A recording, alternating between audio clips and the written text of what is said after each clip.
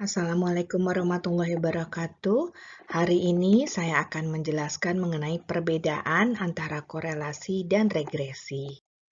Oke, perbedaannya yang pertama adalah korelasi biasanya menyatakan hubungan, sedangkan regresi itu ingin menunjukkan bahwa salah satu variabel mempengaruhi variabel yang lain.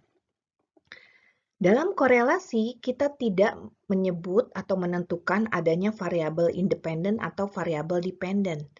Sedangkan di dalam regresi ada variabel independen yang menyebabkan terjadinya variabel dependen.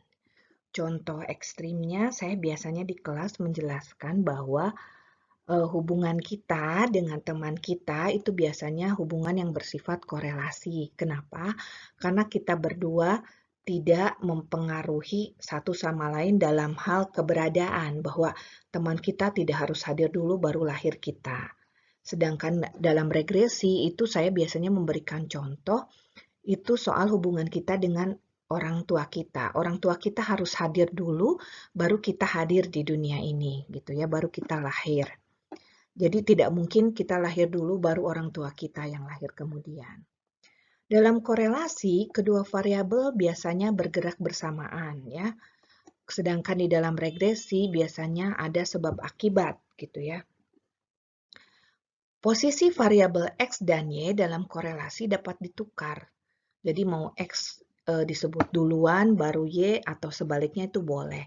Tapi kalau dalam regresi posisi X dan Y tidak bisa ditukar karena X hadir terlebih dahulu yang menyebabkan terjadinya Y.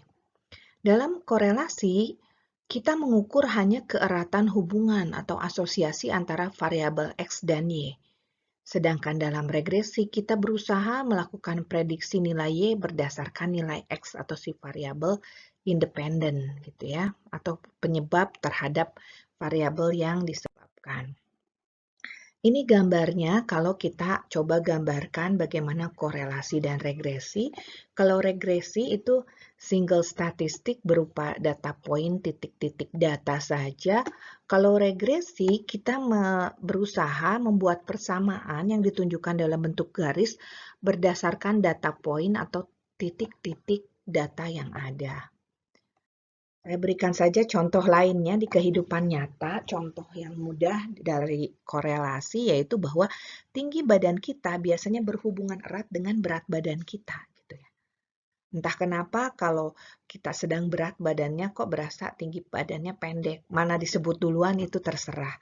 Tapi kalau regresi kita bisa lihat dari contoh berapa banyak jumlah asupan kalori atau makanan yang kita makan, itu berpengaruh sekali terhadap berat badan kita. Semakin banyak yang kita makan, maka berat badan cenderung naik, semakin sedikit, maka berat badan kita cenderung menurun. Demikian paparan saya mengenai perbedaan korelasi dan regresi. Semoga bermanfaat. Terima kasih.